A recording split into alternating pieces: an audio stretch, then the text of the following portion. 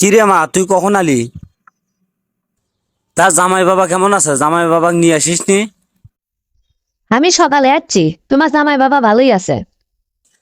তার তোর মনটা খারাপ কে মা? কি আছে তোর? মন তো খারাপ হবে, তোমার তো হুঁশ জ্ঞান বলতে কোনো কিছুই নাই।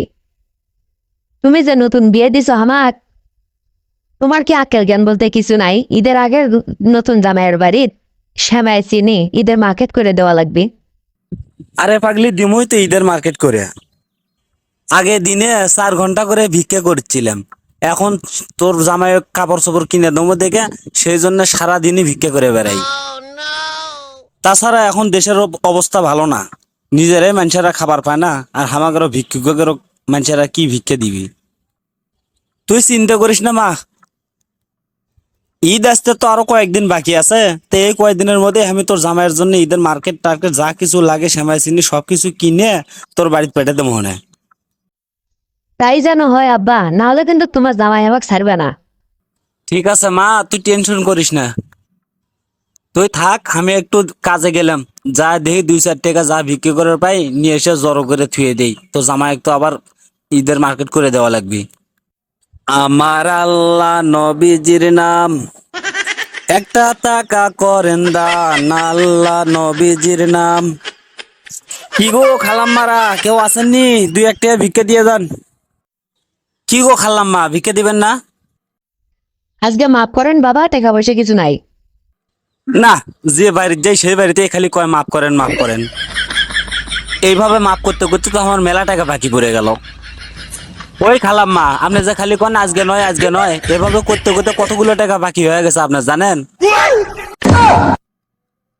তাছাড়া আপনার কাছে ভিক্ষা নিয়ে বেড়ালে খালি কোন আজকে নয় আর একদিন আসেন, এখন মাফ করেন। আপনি একটা জিনিস চিন্তা করে দেখেন তো, আমারও তো বউ বাচ্চা আছে। আপনারা যদি এভাবে খালি ভিক্ষা বাকি থন, আজকে নয় কালকে এভাবে যদি করতে থাকেন, তাহলে আমার সংসার চালামো কেমনে আমি?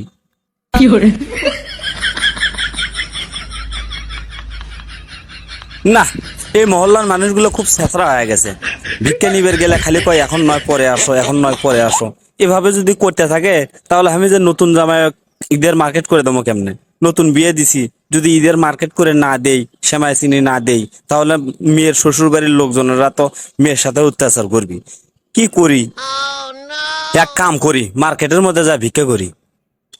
ঈদের আগে মার্কেটে তো বেচা কিনে হচ্ছে ভরপুর। এখন গেলে পারা মনে হয় টাকা পয়সা বেশি পাওয়া যাবে। আর ভিক্ষা করে যদি একটা পাঞ্জাবি জোগাড় করে পাই, তাহলে তো সেটাই জামাইক দেওয়া যাবে। কি গো আব্বা জান, বেচা কিনা তো ভালোই হচ্ছে ঈদের আগে। তাই ঈদের আগে আমাকে 2-4 টাকা কিছু দান খয়রাত করেন। কি যে কোন চাচা, কেবলই দোকান খুললাম, পরে আসেন 2-4 টাকা দিব না আপনি। কি যে করি, যে জায়গার যাই সে জায়গাতেই খালি কয় এখন নয় পরে, এখন নয় পরে। সবাই যদি এই কথাই কয়, তাহলে আমার জামাই পাঞ্জাবি কিনে দেবো কেমনে? আচ্ছা বাবা, ওই পাঞ্জাবিটার দাম কত বাবা? কে ভাই চাচা, তুমি না ভিক্ষা করবে যাচ্ছ, তা পাঞ্জাবির দাম শুনে কি করবে? আরে ভাসতে, নতুন মেয়ে বিয়ে দিছি, তাই জামাইয়ের জন্য ঈদের মার্কেট করে দেওয়া লাগবে, তাই পাঞ্জাবিটার দাম জিজ্ঞেস করলাম। ও আচ্ছা, এই কথা। এই পাঞ্জাবির দাম মাত্র 4,000 টাকা। আচ্ছা ঠিক আছে বাবা, তাহলে প্যাকেট করে দিয়ে দাও। এই নাও চাচা, দিয়ে দিলাম, এখন টাকা দাও। ভাতিজা, টাকাটা এখন নয় পরে দিব না। ওই চাচা ওই, আমি বাকিত মাল বেশি না। ভাসতে, আমি প্রত্যেক দিন তোমার কাছে ভিক্ষা নিয়ে বেড়াসি, তুমি প্রত্যেক দিনে খালি কও এখন নয় পরে, আমার কাছে ভিক্ষা বাকি থও। আর আজকে আমি তোমার কাছে একটা পাঞ্জাবি নিয়ে বেড়াচ্ছি আমার জামাইয়ের জন্য, আর তুমি আমাকে করছো বাকি বেশি না।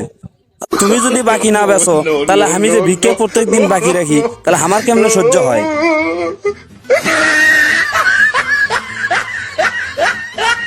হ্যালো বন্ধুরা,